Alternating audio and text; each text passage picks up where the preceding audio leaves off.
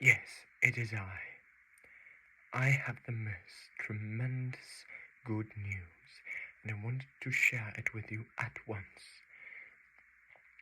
Let's say, are you able to go down to the club, like, right now? And we can have a few glasses of champagne, because I'm sure that you'll like this. Jolly. Well, I'll see you in about half an hour. Yes, goodbye. Goodbye.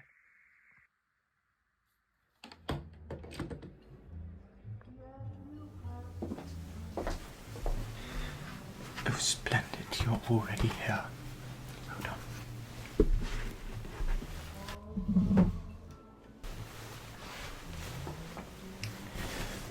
Oh, yes, thank you, sir. Have you already got a number for your coat? Yes, give it to me. Thank you. Just a moment. That is my scarf, my gloves, and my hat.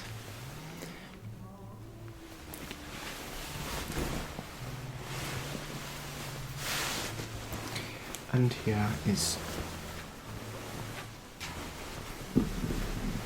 my coat. Thank you.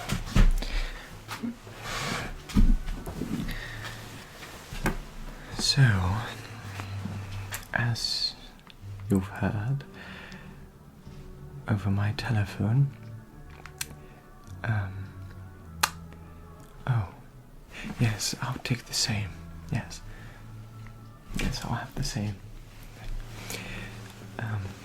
As you've heard over the telephone, I have some splendid news, and I'm glad that you took the time to hear it from me. So, yes, thank you. So what is this wine you've ordered? Oh, Spanish. Well, very well. You've ordered the entire bottle. Was that because I'm coming, or? Well, anyway.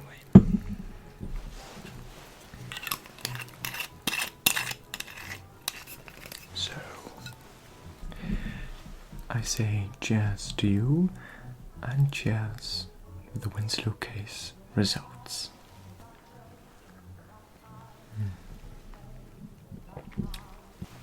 Yes, you've heard that right. The Winslow case results are through. However, I think the results need a little explanation. Well, so a few days ago, the hearing took place of Ronnie, of Captain Flower, his captain at Osborne, of a lady at the post office, a number of different people. And, well, so first, I'll begin straight away if you don't mind. So first, Ronnie himself was cross-examined. Well, the examination itself went rather well, I'd say. I was there the first time. The day after I wasn't. Not much happened the day after. So Ronnie did rather well, you know. First you have to swear on the Bible. I swear that I and I alone will confess the truth, the whole truth, and nothing but the truth. Something like that. So Ronnie did so, and he was asked several questions by Sir Robert Morton and Desmond Curry, and the Lord Commissioners of the Admiralty at the other side. At the right side was the Winslow family, Sir Robert Morton, Papa, Kate, Desmond Curry, Mama. Dickie wasn't there. Dickie was working. I took a day off. And on the other side were the people that were against Ronnie. So, a cheeky little man, the First Lord of the Admiralty, I must say, I really had my hands itching. And Kate had to stop me from saying anything. What a ridiculous little fellow.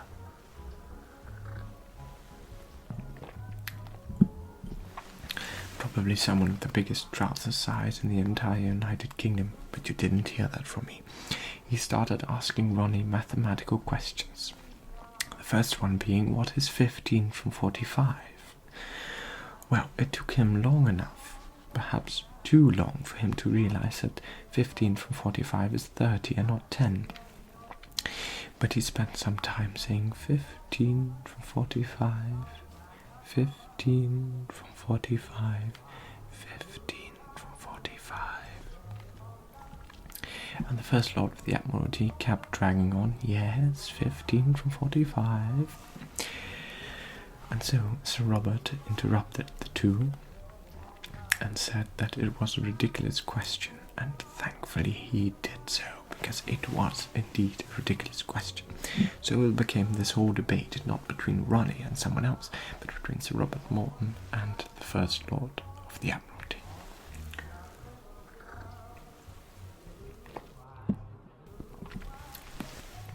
Now, then came Sir Robert's speech. He said that he had not been in the best of health lately, and that he should ask permission from the Lord Chief Justice to resign him from the council, should it, at a later stage, fail him. Now, Kate was mad about this. Kate thought, oh, there comes fishy Sir Robert Morton. But I think Kate fancies Sir Robert. Somehow. It's just a feeling, I think. And, oh, by the way, I have heard some news about Robin. But we'll come to that in a second. So, at the end of Ronnie's examination, Robert asked the game-changing question. So he said to Ronnie, well, Ronnie, when you finished your smoke, where did you put the cigarette end? In your pocket? And Ronnie said, no, sir, on top of the lockers. So, that means that all this time, Ronnie wasn't been able to tell us what he had been doing in the locker rooms for nearly 5 minutes, because some people thought of that a problem. But turns out that he didn't want to tell anyone because he was secretly smoking. And since, in Sir Robert's eyes, he thought it would have been avoided at all costs, but now the jury know that Ronnie was not pinching postal orders, he was smoking. However, Ronnie being, of course, an ex-student at Osborne, the jury should also think that he would have been likely to break 2 or more rules by breaking one of the strictest college rules by smoking. But, as it turns out, it was the opposite. Because the day after, Sir Richard Pierce came. Now, of course, I have all this information from Kate, but it went something like this. So Sir Richard Pierce came, the handwriting expert, and he had Ronnie's letter, and the signature on the postal order. And he told Captain Flower that there was no doubt that the signature that Ronnie wrote and the signature on the envelope were by one and the same hand, thus making Ronnie guilty of the charge. However, when Sir Robert began his investigation, he said, what system do you use? And he said, the Richard Pierce system. Sir Robert said, oh, not the Schwarzenegger system, I think naturally you use it, of course. It turns out he did not, and he hadn't even heard of it. So the jury thought that he didn't even know what he was talking about. But here's the fun part.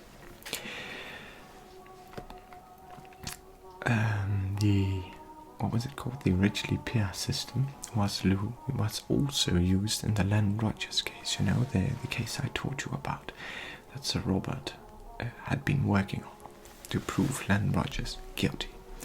Well, Sir Ridgely Pierce said that he was innocent because he thought that by his system, the Ridgely Pierce system, there was no doubt that once again the signature on the envelope of Len Rogers and the signature Len Rogers wrote himself were by one of the same hand.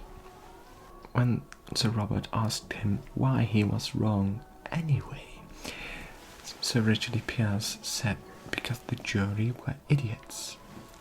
And silence filled the room. And Sir Robert said, "Oh, and this jury, do you think they are idiots as well?" So that proved Miss Ridgely Pierce being quite false, actually. And so the jury began doubting their accusation of Ronnie being guilty. The next day, a lady from the post office came, and she said that there was no difference at all between the boy that bought the postal order and the boy that cashed it. So, once more, the jury was mixed up with thoughts. However, in the end, we were sitting at home, and I remember the father is in a wheelchair now. You know, his arthritis has been troubling him rather a lot lately. But so father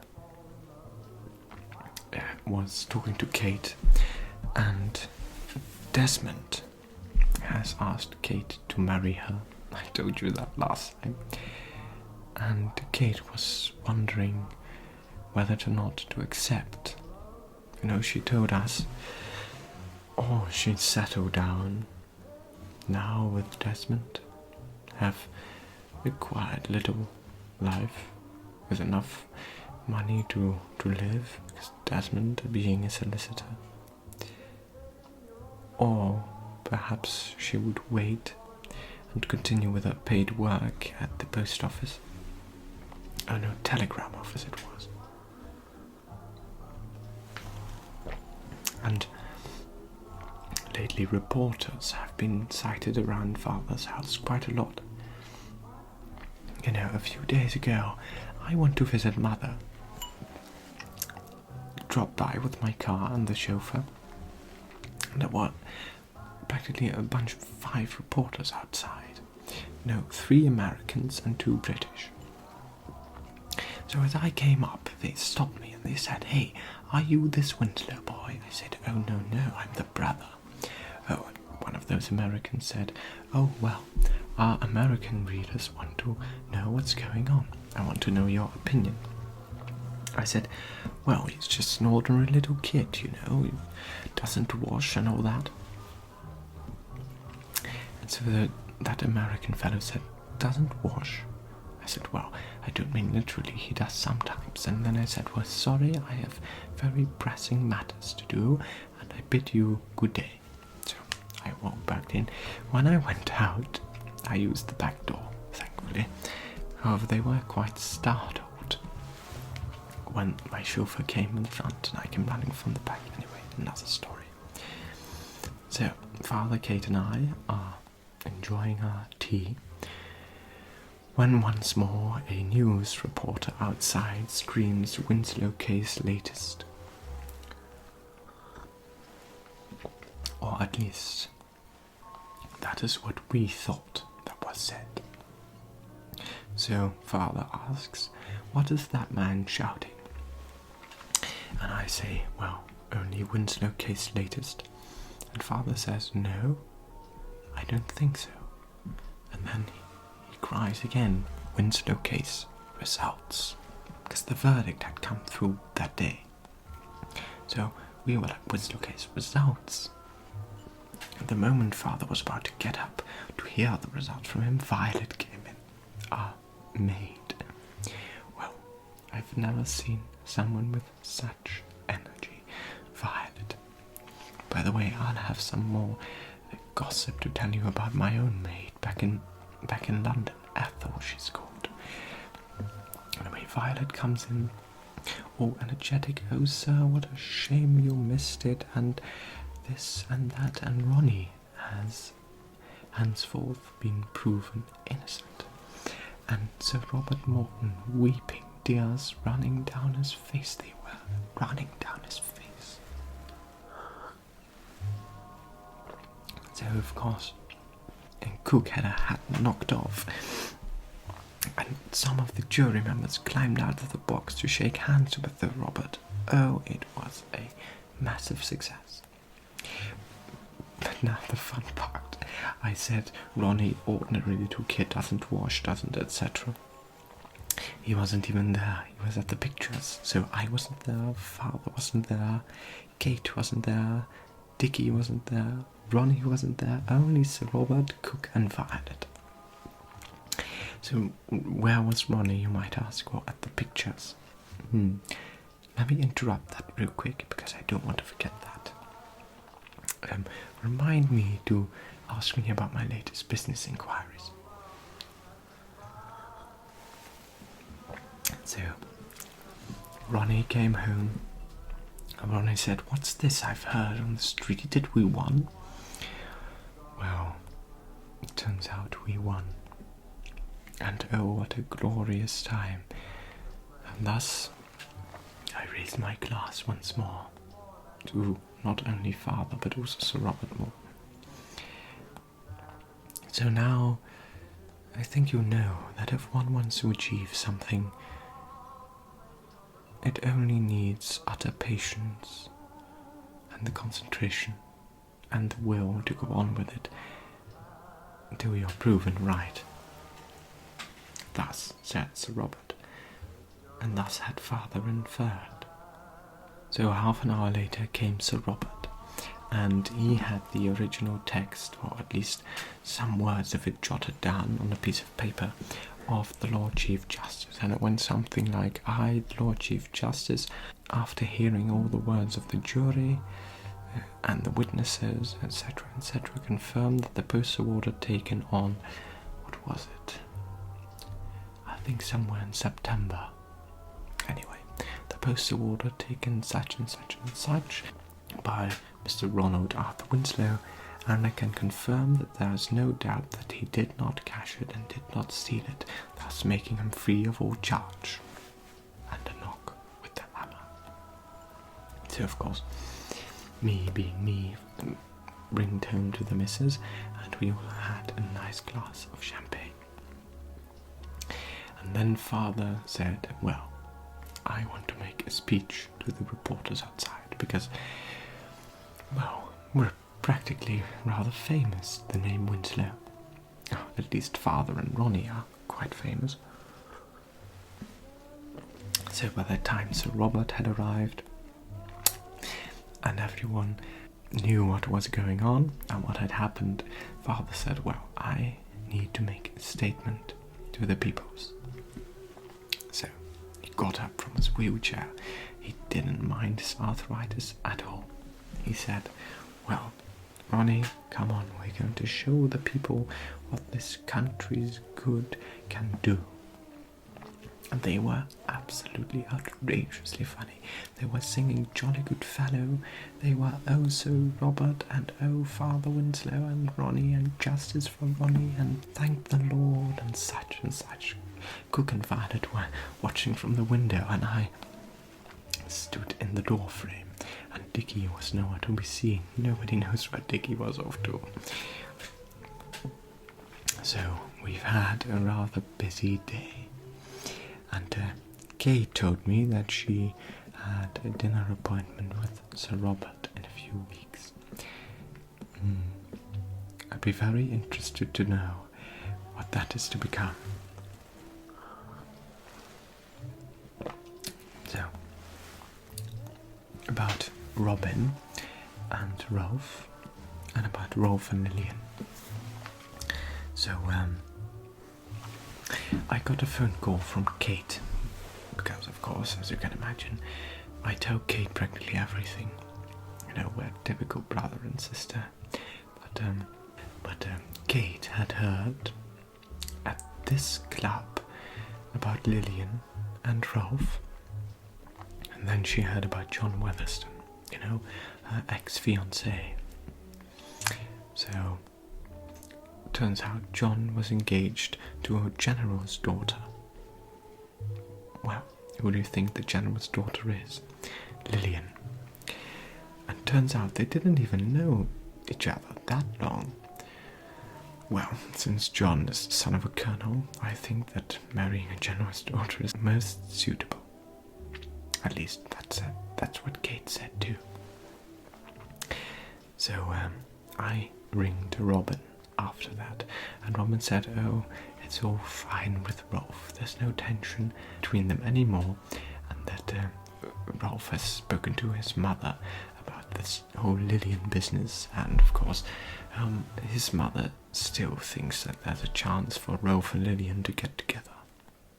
Well, anyway, so Robin told me that Rolf took Robin to the club, and they had the most wonderful time, and it was really cold outside because they even have a little Christmas tree up already, and down in the entrance hall the Christmas trees and all the wonderful decorations at the club tables. Well, anyway, so it was really cold outside, and it was raining, and they had no umbrella. So Rolf gave his coat to Robin, and they were in the park, in Hyde Park. And Rolf made his lovely confession. He said, "Oh, Robin, I'm so sorry if I had doubted you, and if you had doubted me about Lillian, but I want you to know I love you, and I want you to be my wife." Thus he got on his knees and proposed to Robin. And so now they're engaged. Quite a wonderful story. Well, yes, you're right about my business inquiries. So, you know my love for pictures, right? Not precisely photography, but filmmaking and silent films, and now with those new talkies coming out. And although The Dueling Cavalier was not a success, I have heard there is a new picture. It's an American picture, The Jazz Singer it is called. And I think the missus and I will be going there soon, because I want to know what talking pictures are like. I mean, I've no idea. Can you imagine staring at a picture and the actors are, well, talking, and suddenly you hear what they're saying without those speak cards? Well, so as you know, I am a shipping director, and I have my own shipping company. But, well, the White Star Line and the Cunard Line have been making rather wonderful profit, especially now with the stock market rising and rising by the minute. And a lot of people are choosing to go to America. And with the christening and launching of the RMS Westminster coming up soon, I think I want to try something new. Well, you might ask, "Oh, George, what are you going to do then?" Well, I tell you. However, I want it to be a business proposition, and I want to know your thoughts about it. What say you if I were to sell my company? You know, I could of course take some staff members with me, like Daniel, my secretary, splendid man. I introduced you to him once, remember? And some other people I could take with me. What say you if I were to perhaps begin my own film studio? Oh, it would seem wonderful to me, wonderful. I mean, there's a lot of interest in film now, especially with the talkies coming up. So, what say you? That's what I thought. Well, of course, first we'll have to wait for the RMS Westminster to be launched and finished construction, and perhaps the first voyage. And of course, I still need to make some inquiries about how filming really is. I know one needs a new building, studios, well, theatrical producers, crew, more crew, equipment, and of course when we're finally ready for filming, one also needs actors and sound supervisors and such. However, it would seem nice to me, you know.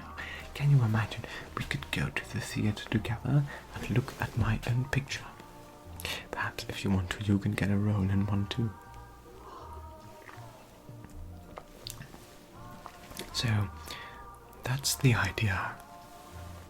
However, I'm not quite sure. But to be quite fair, I'm quite finished with this whole shipping company business. I mean, it's always waiting for people to go to America or to somewhere in the North Atlantic or Scandinavia or Europe. But for Europe, one needs tender boats, and tender boats are with all sorts of small companies. So people choose a cheap price over our more luxurious tenders, and because it's, well, less than a day from, let's say Dover, less than a day from Dover to perhaps somewhere in Belgium or France, people tend to go for cheaper prices. Oh yes, Ethel, you're right. So, of course, you know my maid Ethel, and well, she's rather nice. I mean, she does her work,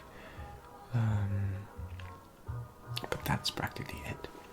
So every day at 7 o'clock, capital, well, most of the time, there is this newspaper delivery boy. He comes along. He thrashes the paper before my front door, and Ethel is to collect it and quickly iron it, because you know with these papers there are. Have you got a paper? Yes, precisely. Well, you know that a paper must be ironed, otherwise your hands are black as dust. Well, last weekend, our entire home nearly was as black as chimney sweep dust, so we had a chimney swept. So the entire room had to be covered in blankets, and every furniture and everything.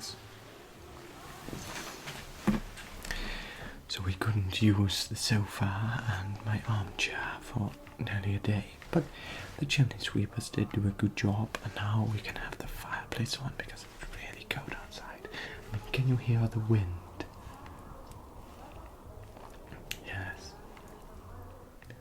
And we're on a first floor, so the wind through the windows. Well, anyway, so I found Ethel once at 7 o'clock as I was coming down in my morning robes. I saw her standing at the front door talking to someone. So I said, "Oh, good morning, Ethel." She says, "Oh, good morning, sir." I said, "Who are you talking to?" Not as an insult or something, not that she's not allowed to talk, but I would like to know where my newspaper is, and when it is going to be ironed, and when I would be able to read it with my morning cup of tea.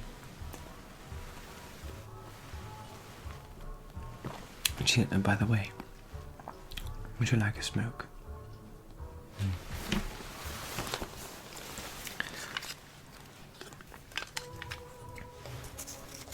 You know, with this cold weather, my lighter doesn't work. I mean, I prefer the old days, and when I was still at Oxford, we just used matches.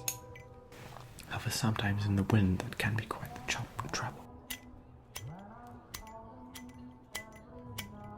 There we are.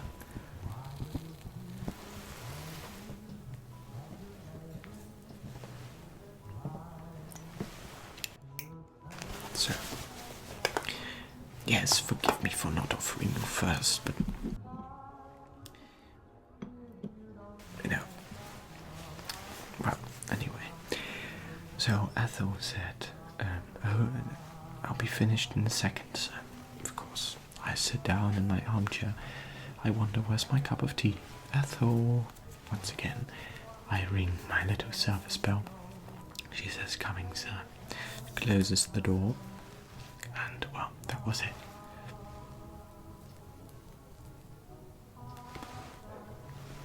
The next day, she stood at the door again. So I said to Ethel, with all due respects, if you want to have some conference with someone, you could do that in your spare time. She said, "Oh, sorry, sir." The next day, she stood lurking behind the curtain, because we have this door. We've got the number here, and then 2 windows at the side, and they have curtains. So she stood lurking behind the curtain, and I figured what was going on. So I said, "Ethel, is the newspaper late?" She said, "Yes." So I said, "When it arrives, give my thanks and my greetings to the newspaper delivery man," which she most gratefully did.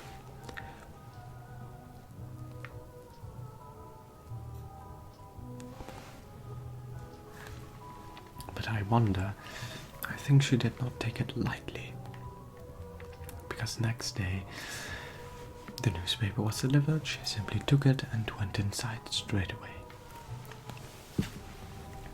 The day after, I thought, well, you know what? Perhaps the problem is because the newspaper's delivered precisely the moment I come down the stairs. So I thought I'd play a little trick on her. I walked down at, what was it, 6:30. It was a bit early. I told Jeeves the day before to wake me before 6:30. So at 6:30 I walked down all dressed, so I didn't have to hurry later. And I took the paper from the day before. Now this was a Monday, so the day before was the Sunday Times. So I took the Sunday Times, casually opened it, in my armchair, and you've never been at my house, have you?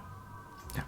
So there is the sofa, one armchair, one other armchair, and in the back, to the west side of the house, a fireplace, and then you look ahead of you, and there is this door opening into the main hall. So as I sat there, I heard a bicycle ring. I thought, well, that should be the paper. Checked my watch. It said 7 o'clock. Well, about 7. Suddenly I hear heels coming out from the hall, and there comes Ethel. Of course, she didn't see me because she thinks I was still getting dressed. So I flip my paper. I say, "Ethel." She says, "Yes, sir." She was quite startled to see me. She says, "Yes, sir."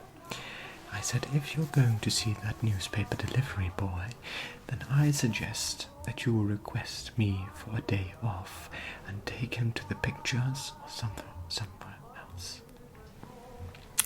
So she smiled. She said, "Well, sir, could I have a day off today?"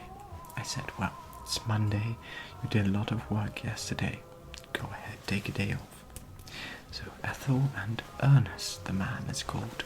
So Ethel and Ernest went to the pictures, and Winifred told me afterwards that they had a wonderful time.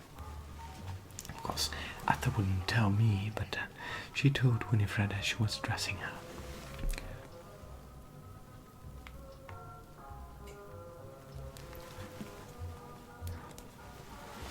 So, yes, that's quite the news, eh? so glad that you were able to make a little time for me and catch up on all the wonderful gossip. But I mean, you see that man over there? His name is Stuart. Yes, we were at Oxford together. Queer little fellow. What about him? Oh, well, you see, he works at the papers, and he told me that there is rather a good chance that many stories might be manipulated by him. He knows practically everything. Well, I mean a lot. No, not the Times, no, the gossip papers, the good news. Yes, I would go talk to him too if I were you. Man knows everything. Oh. And there's Adeline. You remember Adeline?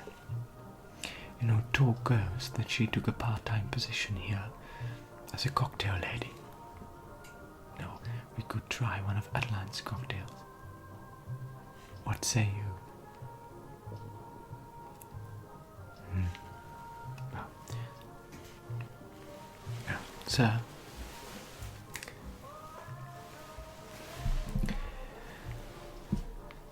Yes, would you perhaps mind to fetch Mrs. Stewart over there, over this table? Thank you. Well, we'll have a chat with Stewart, and I'll go have a chat with Adeline. And when I return, or perhaps if the evening gets late and I'm alone with her, the next time I see you I will have many more troubles to tell you about Adeline. You know, the thing is with Adeline, you pour in a couple of glasses of champagne and the woman tells you everything. Splendid. Oh yes, hello Stuart. Meet my friend, please. As I told you, Stuart, a friend of mine at Oxford. Splendid man. Sit down, sit down.